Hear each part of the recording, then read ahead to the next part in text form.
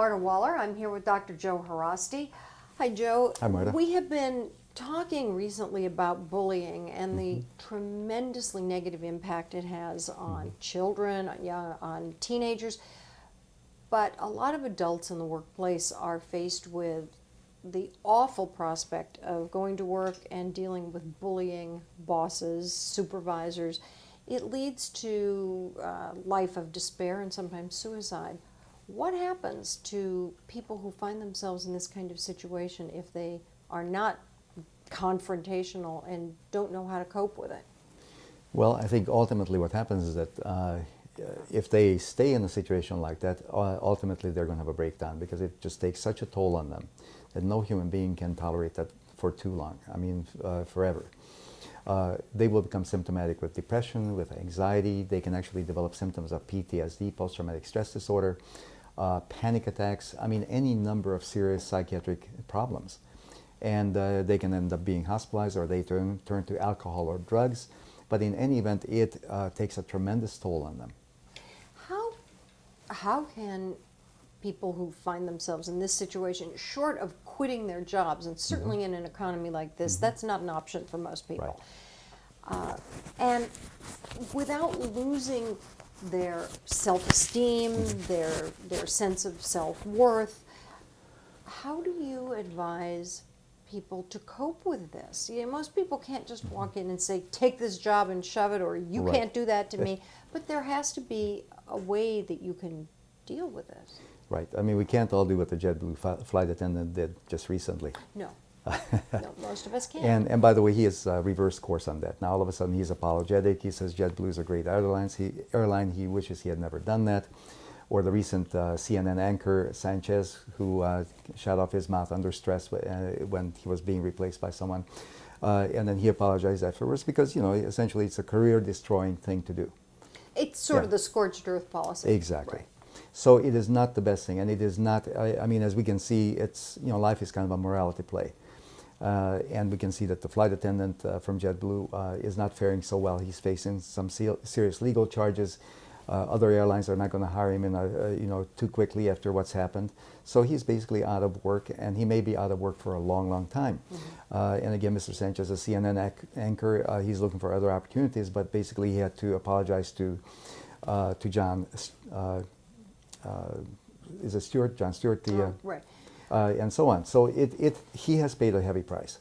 Well, let me back up just one step and say that having worked in a television news environment for many, many, many, many years, it is a very high pressure environment. And it's a pretty safe bet that Mr. Sanchez was pushed really, really hard before he said what he said. Not to apologize for it. Right. But anyone who has ever been at an anchor desk and been under pressure by management has probably sat there and thought, I can only imagine what it would feel like. You know, everyone has thought, gee, I'd really love to just sit here and tell the whole world, and especially the management, how I'm feeling.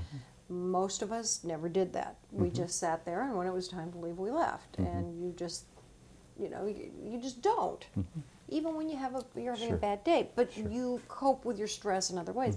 But people who are truly bullied in any kind of environment like that, really, some people wind up committing suicide. So how do you tell these people to manage this stress, and what are some of the steps, the really concrete steps they can take to get through this and come out on the other end? How can they cope with this kind of bullying? Well, first of all, they should talk to someone. They should not just keep it inside. You know, many times, say there's one person who's the breadwinner in a particular household, say it might be the man or the woman, regardless of what it might be, they might be reluctant even to discuss it with their spouse because they have a sense of pride, they feel ashamed, they feel that they should be able to stand up to whatever pressure that they have, so they tend to keep it inside. And this is the worst thing you can do. You should really talk to someone, talk to your spouse, talk to a very close friend, or seek therapy. Find some type of a way to talk to someone about this. Also find out what is the policy within your company. about if you feel that you are being treated unfairly, if you are being bullied. For example, if your company has a union steward, whatever, you can go to that person. Or your company certainly must have an HR person who is the human resources person, and you can talk to the human resource person to find out what you can do. Now, if it turns out that the boss, if the boss is a bully and the boss is being supported by upper management, then you're in a very tough spot. You're in a very tough spot. And again, I don't know if I should talk about this, but there's a New York Times article about Sam Zell and his company, the Tribune Company, about how it's a very hostile work environment. They've interviewed about 20 different people who are saying that the person who was placed into the position of CEO so abused the staff and the employees that many people have left, they quit, and many people have filed workers' comp situations and so on, because the person who is their CEO has such a low regard for the employees. He's a sexist. For example, he supposedly went to a restaurant in Chicago across the street from the Tribune Tower and asked the waitress for $100 to take off her top, and expected the waitress to fully follow through on this. And again, the people who were with him felt embarrassed because they happened to know this waitress. Well, that would demoralize the people around him, Yeah. but within the company. But when a situation like that occurs, then that means that the thing to do then is to warm up the copy machine and start getting a resume together and start looking for another place of employment. Right. And in the immediate now, if you feel bullied, whether it is in the workplace or in school or socially, the idea then is to get support from your immediate social group or your church or your therapist, physician. because a bunker mentality is dangerous. Yes, yes, you cannot just keep that inside. And try to do whatever you can within your company to relieve that. And if you feel that you've run out of options, then you can go out on a sick leave, you can claim workers' comp, or ultimately you can file the discrimination lawsuit like through EEOC. If it's age discrimination, sex discrimination, you actually have to receive permission from the Equal Employment Opportunity Commission, EEOC, to be able to sue on those grounds. There are very few ways that you can sue a company other than workers' comp. The whole system has been set up so that the employer is protected. But you can also sue under EEOC if you meet the criteria. And that's mainly age and sex discrimination or race discrimination.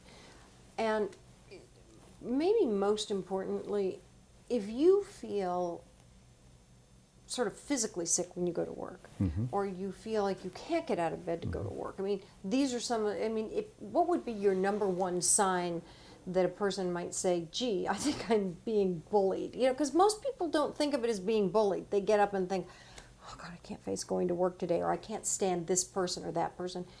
If you had to give the top 3 signs that maybe you're being bullied at work, what would be those symptoms that someone might identify as being bullied? Well, if you feel that you're being unfairly treated, and you can feel unfairly treated by all kinds of ways. The work assignments that you're given is overwhelming. It's way too much. The deadlines you know you cannot meet, and yet you're expected to meet them. You're expected to work 60, 70 hours for a 40-week pay, and it's expected of you. And if you complain, then they're going to say, okay, it's my way or the highway. There can be all kinds of expectations that you simply cannot meet. There can be sexual harassment. There can be all kinds of other ways that it can become a hostile workplace for you. And if it seems to come from one person and it affects you, then obviously you know that you're being bullied. Also, if you know that this has happened to other people, that there's a high turnover within that particular department, that's always a sign that something is wrong. And if this particular boss has gone from different departments to different departments, and you check it out, you find that it has happened in the other departments, then you know that this guy is a serial bully. And somehow top management is tolerating it for whatever reason.